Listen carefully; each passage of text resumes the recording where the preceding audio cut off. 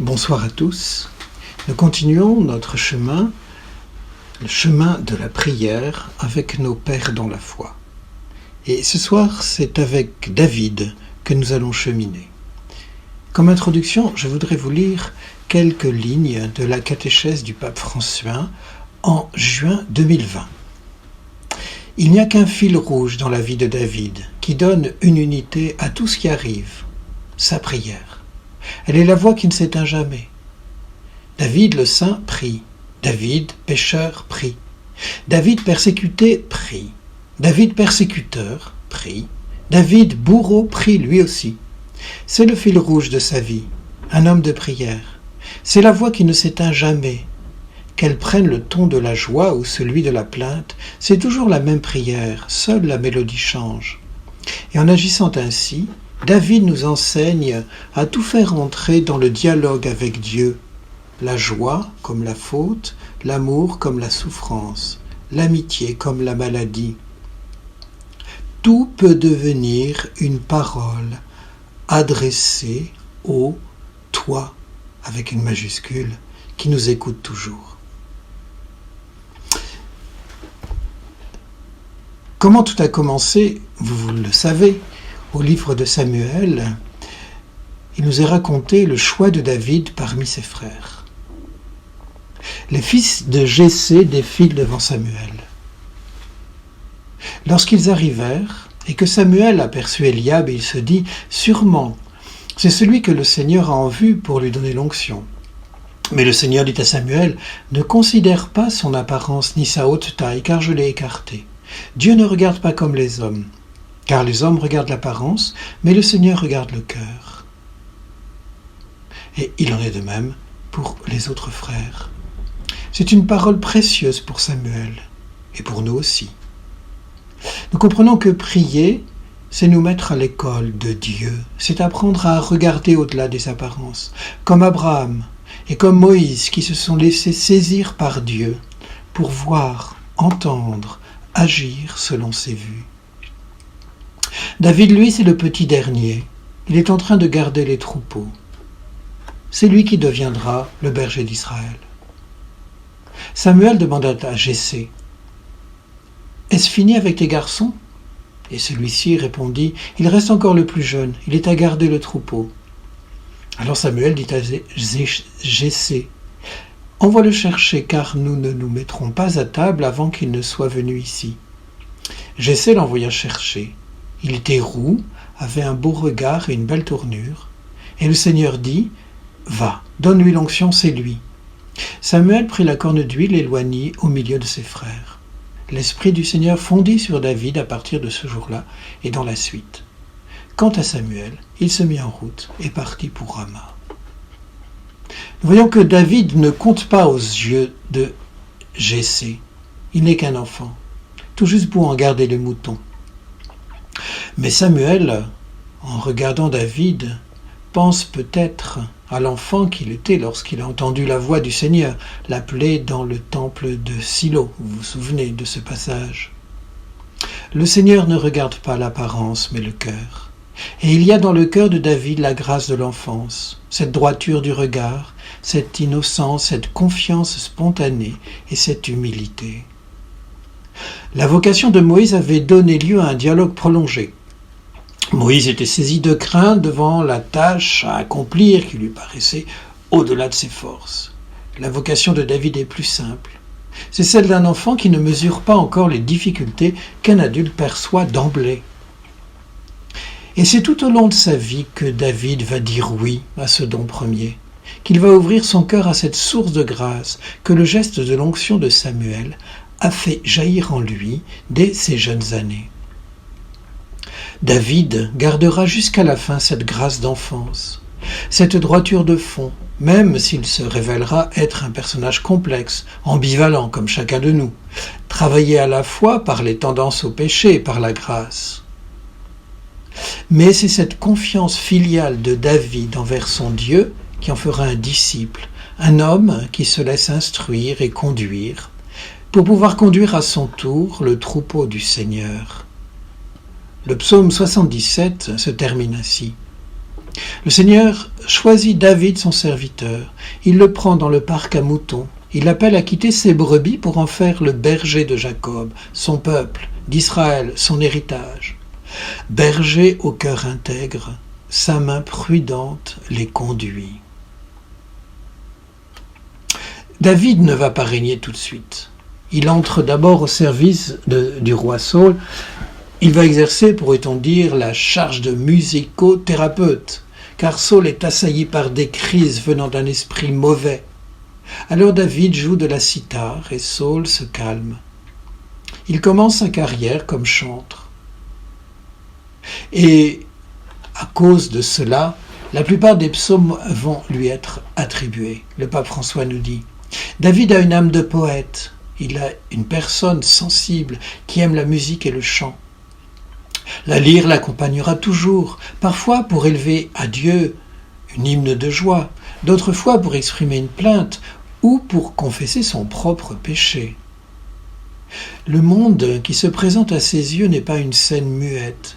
Son regard saisit, derrière le déroulement des choses, un mystère plus grand. La prière naît précisément de là, de la conviction que la vie n'est pas quelque chose qui nous glisse dessus, mais bien un mystère stupéfiant, qui suscite en nous la poésie, la musique, la gratitude, la louange, ou bien la plainte, la supplique. Quand cette dimension poétique manque à une personne, disons, quand la poésie manque, son âme est boiteuse. La tradition veut donc que David soit le grand artisan de la composition des psaumes. Ceux-ci contiennent d'ailleurs souvent, au début, une référence explicite au roi d'Israël et à certains événements plus ou moins nobles de sa vie. Les psaumes ont été peu à peu rassemblés, et le psautier est le livre où la parole de Dieu devient prière de l'homme. Qu'il s'agisse d'hymnes, de prières, de détresse ou d'actions de grâce, de supplications individuelles ou communautaires, les psaumes sont comme le miroir des merveilles de Dieu dans l'histoire du salut.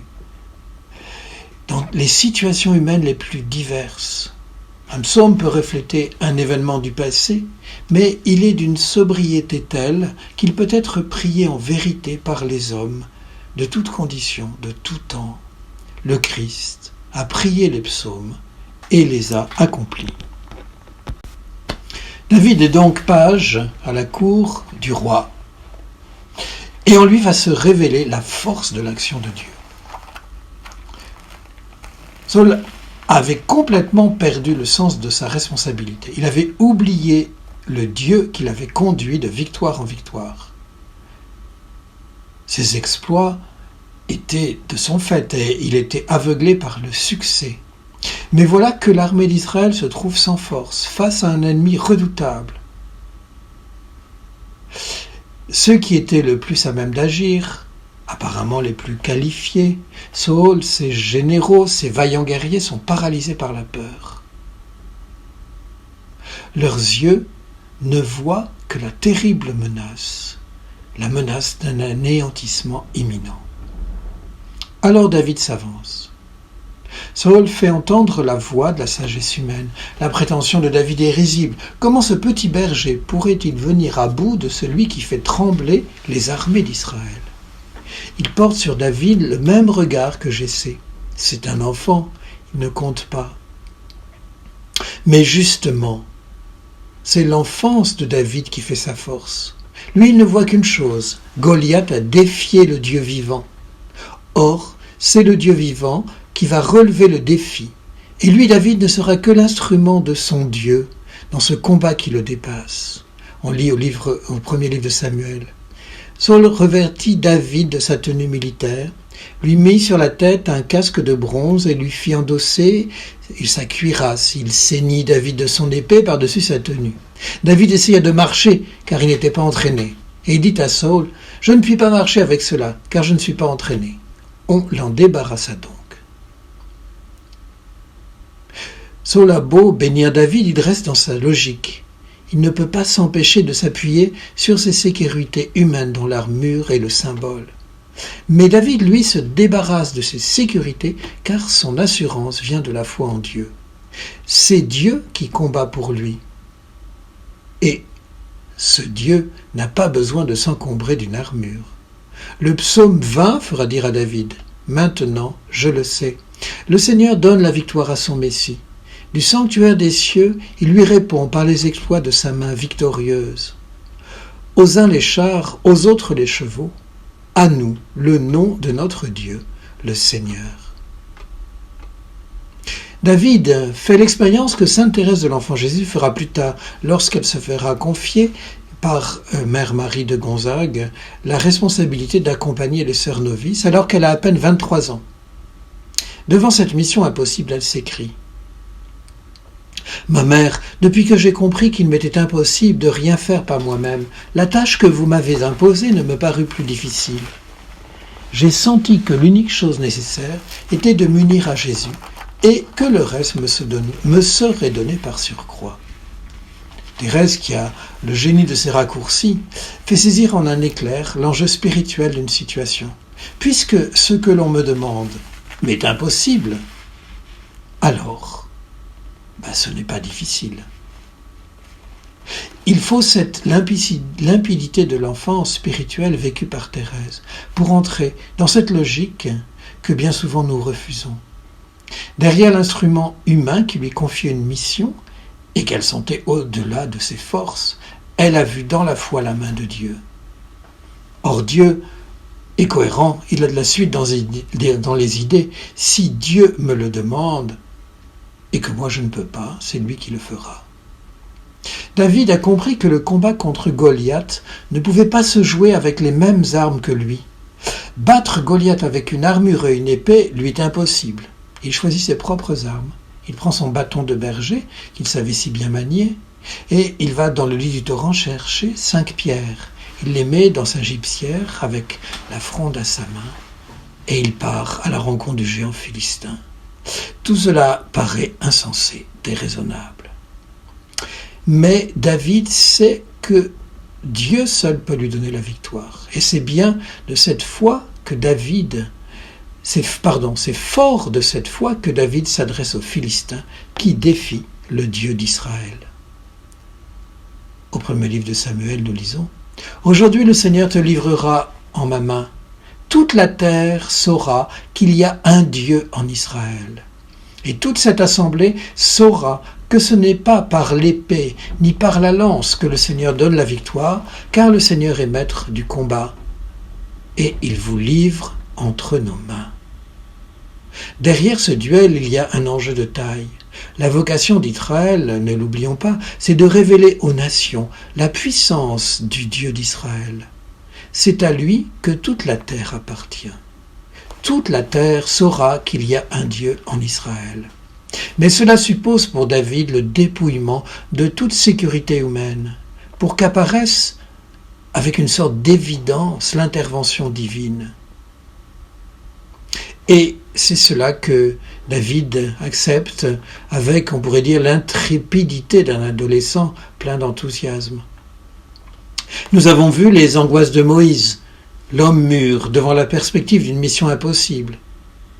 Cette angoisse nous prend sans doute plus d'une fois devant l'ampleur de la tâche. Nous cherchons alors des sécurités humaines et nous voudrions sentir un peu de force dans l'épreuve. Et du coup, elle nous angoisse d'autant plus que cela nous paraît insurmontable. L'audace et la confiance ne peuvent nous venir que de cette enfance spirituelle qui nous met à notre place, celle de David, celle de Thérèse de l'Enfant Jésus, de simples instruments entre les mains de Dieu. Ce n'est pas la force guerrière qui donne la victoire, mais la petitesse assumée devant Dieu. Saint Paul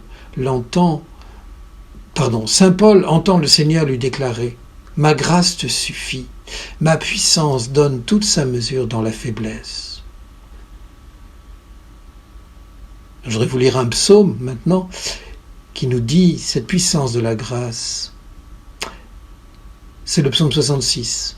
Que Dieu nous prenne en grâce et nous bénisse, que son visage s'illumine pour nous, et ton chemin sera connu sur la terre, ton salut parmi toutes les nations. Que les peuples, Dieu te rende grâce, qu'ils te rendent grâce tous ensemble. Que les nations chantent leur joie, car tu gouvernes le monde avec justice. Tu gouvernes les peuples avec droiture. Sur la terre, tu conduis les nations. que les peuples, Dieu te rende grâce, qu'ils te rendent grâce tous ensemble. La terre a donné son fruit, Dieu notre Dieu nous bénit, que Dieu nous bénisse et que la terre tout entière l'adore. Alors, je voudrais maintenant voir avec vous David le priant. Il prie en toutes circonstances. Il prie dans l'épreuve. La victoire de David sur Goliath attise la jalousie de Saül. David est obligé de fuir, de mener une vie errante avec une bande de compagnons. On dirait, c'est un peu des brigands même. Son destin est contrarié. Dieu l'aurait-il abandonné? Des psaumes ont été rattachés à cette période difficile de la vie de David. Par exemple, le psaume 56, dont l'entête est « Psaume de David, quand dans la caverne il fuyait Saül », ou encore quand il s'abrite dans la région d'En-Gedi. « Pitié, mon Dieu, pitié pour moi, en toi je cherche refuge, un refuge à l'ombre de tes ailes, aussi longtemps que dure le malheur. » Oui, lorsqu'on est pris en tenaille dans les circonstances de la vie, lorsqu'on se sent enfermé dans l'angoisse, eh bien la prière peut nous aider à libérer cet espace intérieur. La prière nous donne cet espace, nous permet de retrouver un chemin de liberté en remettant notre existence entre les mains de Dieu, en trouvant un refuge à l'ombre de ses ailes. Le dialogue avec lui est toujours ouvert, jusque dans les circonstances extrêmes. Ainsi, Jésus sur la croix priera avec le psaume 21. « Mon Dieu, pourquoi m'as-tu abandonné ?» Le cri de Jésus crucifié rassemble et contient tous les cris des hommes souffrants, perdus, abandonnés. Dieu les recueille en Jésus. Un peu plus tard, quand Saül se trouve à la merci de David, ce dernier va l'épargner. Il agit avec miséricorde envers son persécuteur. Sa conviction, c'est Dieu qui jugera. Que le Seigneur soit juge entre moi et toi, que le Seigneur me venge de toi, mais ma main ne te touchera pas. Puis Saül va mourir, et David va accéder au trône. Il va chanter une lamentation sur Saül et sur son fils Jonathan, avec qui il s'était lié d'amitié. La prière, c'est aussi élever vers Dieu sa plainte, lui exposer son chagrin, particulièrement devant la perte d'être cher. La prière est dans toutes les situations de la vie. Mais David est le béni de Dieu. Il répond à la bénédiction de Dieu en le bénissant en tout temps. Nous le voyons par exemple danser, chanter devant l'arche. Après la prise de Jérusalem et avoir vaincu ses ennemis, il va vouloir faire monter l'arche d'alliance à Jérusalem. Mais il se dit, comment l'arche du Seigneur entrerait-elle chez moi? Après un premier essai infructueux. Et puis, comme la maison qui a reçu l'arche est bénie, David la fait monter à Jérusalem. Il organise une procession qui part de Kiriath-Yearim vers la cité de David. Et là, c'est l'explosion de joie. Vêtu d'un pagne de lin, il dansait devant le Seigneur en tournoyant de toute sa force. La joie, cette joie, c'est la joie même de Dieu, c'est la joie de son peuple, c'est la joie pour son peuple, pour ses enfants. Et David s'installe dans la royauté. David a maintenant une quarantaine d'années, l'âge où l'on commence à avoir de la bouteille, comme on dit. On n'est plus un petit jeune qui apprend un métier. Le curriculum vitae de ses réalisations commence à s'étoffer, commence à être reconnu, et cela donne de l'assurance. Et on risque d'y perdre un peu cette grâce d'enfance des débuts. Et David va céder à la tentation de se mettre à la première place, de jouer au grand, de se croire tout-puissant. Il veut construire un temple pour le Seigneur. Cela paraît très généreux de sa part, mais on peut quand même remarquer qu'il se réveille un peu tard. Il a commencé par se construire un magnifique palais de cèdre, et ensuite seulement il pense à la tente sous laquelle l'arche est abritée. dans le livre de Samuel au chapitre 7. Quand le roi habitait sa maison et que le Seigneur l'eut débarrassé de tous les ennemis qui l'entouraient, le roi dit au prophète Nathan, « Vois donc, j'habite une maison de cèdre et l'arche de Dieu habite sous la tente. » Nathan répondit au roi, « Va et fais tout ce qui te tient à cœur car le Seigneur est avec toi. » Nathan, bien sûr, comme un prophète de cour, commence par acquiescer au projet du roi. Mais le Seigneur, lui, ne l'entend pas de cette oreille. Il réveille son prophète en pleine nuit et lui dit « Va dire à mon serviteur David, ainsi parle le Seigneur, est-ce toi qui me construiras une maison pour que j'y habite ? Je n'ai jamais habité de maison depuis le jour où j'ai fait monter d'Égypte les Israélites jusqu'aujourd'hui, mais j'étais dans un camp sous une tente, un abri. Pendant tout le temps où j'ai voyagé avec les Israélites, ai-je dit à un seul des juges d'Israël que j'avais institué comme pasteur de mon peuple, « Pourquoi ne me bâtissez-vous pas une maison de cèdre ?» Alors Dieu annonce à David par le prophète Nathan que c'est lui qui lui construira une maison, c'est-à-dire une dynastie. Deuxième livre de Samuel, chapitre 7. Le Seigneur t'annonce qu'il te fera une maison. Je maintiendrai après toi le lignage issu de tes entrailles, et j'affermirai ta royauté. C'est lui qui construira une maison pour mon nom, et j'affermirai pour toujours son trône royal. Je serai pour lui un père, et il sera pour moi un fils. Ta maison et ta royauté subsisteront à jamais devant moi. Ton trône sera affermi à jamais. David ne proteste pas. Il comprend la leçon, il l'accepte avec humilité. Il entre sous la tente où se trouve l'arche et laisse jaillir sa louange. Voici cette belle prière de David, mémoire des bienfaits passés et espérance des bienfaits à venir. Le roi David entra et s'assit devant le Seigneur et dit « Qui suis-je, Seigneur ? Et quelle est ma maison pour que tu m'aies fait parvenir où je suis ? C'est encore peu de choses à tes yeux, Seigneur. Tu parles ainsi de la maison de ton serviteur pour les temps à venir. Et tu viens y instruire un homme de ses choses, Seigneur. Que pourrais te dire de plus, David ? Tu connais ton serviteur, Seigneur. À cause de ta parole et selon ton cœur, tu as fait toutes ces grandes choses pour les révéler à ton serviteur. Que tu es donc grand, Seigneur, car nul n'est semblable à toi. Il n'y a point d'autre Dieu que toi, d'après ce que nous avons entendu de nos oreilles. » Nous pourrions nous arrêter après chaque phrase et les prolonger par le silence de la prière. Dans ce regard de foi, dans cette connaissance de soi devant Dieu, dans la reconnaissance de sa transcendance et de la pauvreté. David poursuit, « Maintenant, Seigneur, tu es Dieu et tes paroles sont vérité, et tu as annoncé cette grâce à ton serviteur. Veuille donc bénir la maison de ton serviteur, afin qu'elle subsiste à toujours devant toi, car c'est toi, Seigneur, le seul qui a parlé. Et par ta bénédiction, la maison de ton serviteur sera bénie éternellement. » David a retrouvé sa grâce d'enfance, la grâce de savoir dire merci en se reconnaissant dépendant d'un plus grand que soi. « Qui suis-je, Seigneur ? Quelle est ma maison pour que tu m'aies amené jusque-là » La louange et la prière du pauvre, du petit.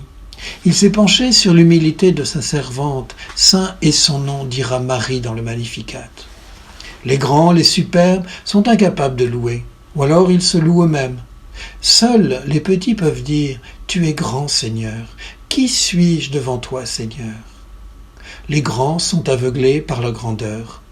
Ils ne voient que ce qu'ils ont fait pour Dieu, pas ce que Dieu a fait pour eux. Alors laissons avec David éclater la louange. Acclamez le Seigneur, terre entière, c'est le psaume 99. Servez le Seigneur dans l'allégresse. Venez à lui avec des chants de joie. Reconnaissez que le Seigneur est Dieu, il nous a fait et nous sommes à lui, nous, son peuple, son troupeau. Venez dans sa maison lui rendre grâce, dans sa demeure chantez ses louanges, rendez-lui grâce et bénissez son nom. Oui, le Seigneur est bon, éternel est son amour, sa fidélité demeure d'âge en âge. Quand nous lisons Sainte Thérèse d'Avila ou Sainte Thérèse de l'Enfant Jésus, nous voyons que la louange affleure constamment. Elles jaillissent spontanément sous leurs plumes lorsqu'elles font mémoire des bienfaits du Seigneur envers elles.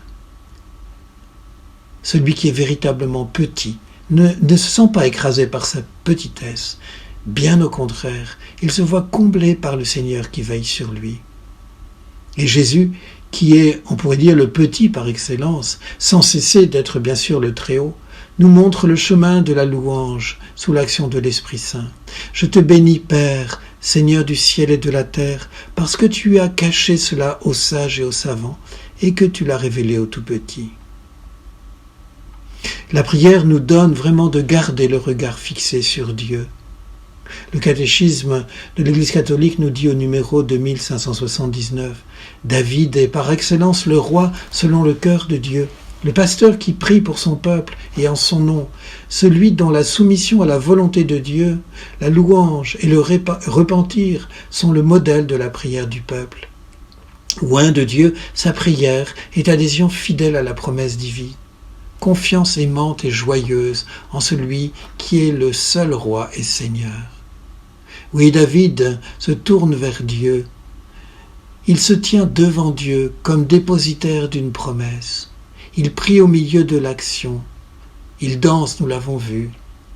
Il prie chargé du passé et de l'avenir.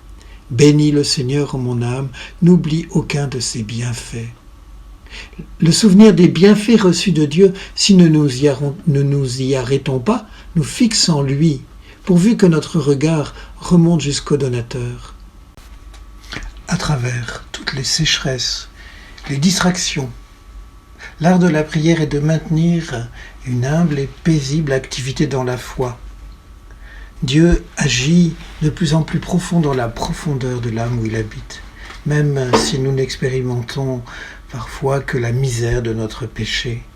Le grand art de la prière, c'est d'espérer. Psaume 130.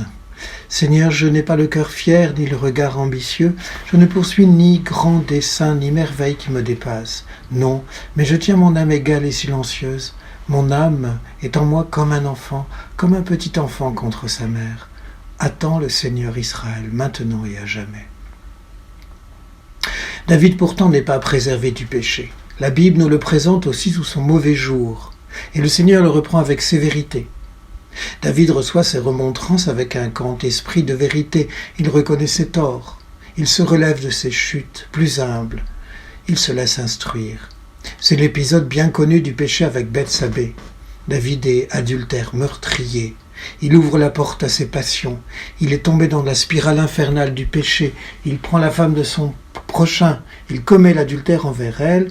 Et pour cacher sa faute, il fait tuer son rival. Et pourtant, le sens de la justice reste intact, mais en David elle est compartimentée, comme bien souvent chez nous. Comme roi, il est juste quand il est dans son métier, mais il n'y voit pas clair lorsqu'il s'agit de voir la paille dans son œil. Nathan voit bien que David est aveuglé, mais que pourtant il est encore capable d'un jugement droit. Il prend appui sur cette capacité de jugement en racontant l'histoire de ce riche au comportement odieux qui prend l'unique brebis du pauvre par avarice. David s'indigne. Nathan le renvoie à son propre péché. Cet homme, c'est toi. Il faut mesurer l'humiliation de David. Lui, le roi, qui agit avec justice, vient de prononcer une sentence de mort contre lui-même. Il s'est ridiculisé devant son prophète. Il prend conscience qu'il va perdre tout crédit auprès de son peuple si l'affaire est connue. Comment ne le serait-elle pas? Déjà, on doit jaser dans les recoins du palais royal. Mais la droiture de David et son humilité se révèlent dans sa réaction. « J'ai péché contre le Seigneur. J'ai péché. » C'est le signe de la maturité lorsqu'on est capable de dire « j'ai péché » sans chercher des excuses. Mais si vous voulez en savoir un peu plus sur les sentiments de David à ce moment-là, eh bien reportez-vous au psaume 50. Psaume de David quand le prophète Nathan alla chez lui après que David fut allé chez Bethsabée. C'est le psaume de pénitence par excellence. Là, dans le Miserere, on trouve toutes les nuances des sentiments qui habitent le cœur de David. Et ce premier sentiment, c'est la confiance, la miséricorde, exprimée dès les premiers versets. Il faudrait reprendre chaque verset du Miserere pour se convaincre que les sentiments de tristesse, d'inquiétude, d'amertume, de dégoût devant l'expérience de notre péché ne ferment pas la porte au contact avec Dieu. Pitié pour moi, mon Dieu, dans ton amour. Selon ta grande miséricorde, efface mon péché. Lave-moi tout entier de ma faute, purifie-moi de mon offense. Oui, je connais mon péché, ma faute est toujours devant moi. Contre toi et toi seul j'ai péché. Ce qui est mal à tes yeux, je l'ai fait. Mais tu veux au fond de moi la vérité. Dans le secret, tu m'apprends la sagesse. Purifie-moi, je serai pur. Lave-moi, je serai blanc plus que neige. Détourne ta face de mes fautes. Enlève tous mes péchés. Crée en moi un cœur pur. Ne me chasse pas loin de ta face. Rends-moi la joie d'être sauvé. David est une grande figure de l'Ancien Testament, mais il n'est pas parfait, nous venons de le voir. Mais il se laisse perfectionner. David est rempli de force, mais il connaît aussi la persécution. Il trahit et sera lui aussi trahi par Absalom, qui essaiera de ravir son trône. David fuit, gravit en pleurant la montée des Oliviers, préfiguration de Jésus, rejeté par chacun de nous quand nous commettons le péché. Mais de retour à Jérusalem, la cité sainte, il chante ce cantique à Dieu qui l'a délivré.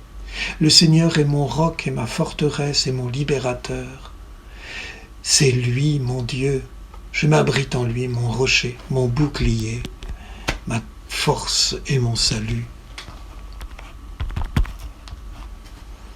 David est devenu un authentique disciple parce que tout au long de sa vie, il s'est laissé instruire au fil des événements. Celui qui nous reprend, nous fait avancer dans la vérité, c'est vraiment le Seigneur. Il le fait par les événements de notre vie, par la lumière intérieure ou extérieure qui nous permet d'en comprendre le sens. Si nous nous ouvrons à cette lumière en toute confiance comme David, le Seigneur dans le secret nous apprend la sagesse. Le pape François nous dit que David est témoin de la puissance de la prière chez tous ceux qui lui font une place dans leur vie. La prière t'ennoblit et David est noble parce qu'il prie. Mais c'est un bourreau qui prie, il se repent et la noblesse revient grâce à la prière. La prière nous ennoblit. Celle-ci est en mesure d'assurer la relation avec Dieu qui est le vrai compagnon de route de l'homme. Au milieu de 1000 épreuves de la vie, bonnes ou mauvaises, mais la prière doit toujours être présente. Merci Seigneur, j'ai peur, Seigneur aide-moi, Seigneur pardonne-moi, Seigneur. La confiance de David est si grande que quand il était persécuté et qu'il a dû fuir, il ne laissa personne le défendre. Si mon Dieu m'humilie ainsi, il sait pourquoi. Car la noblesse de la prière nous laisse entre les mains de Dieu, ses mains remplies de plaies d'amour, les seules mains sûres que nous ayons. Alors nous pourrions bien sûr prolonger cet entretien par des psaumes, mais je vous propose, selon l'invitation du pape François, à nous laisser maintenant entre les mains de Dieu, ses mains remplies d'amour, nous reposer en lui dans la foi et la confiance.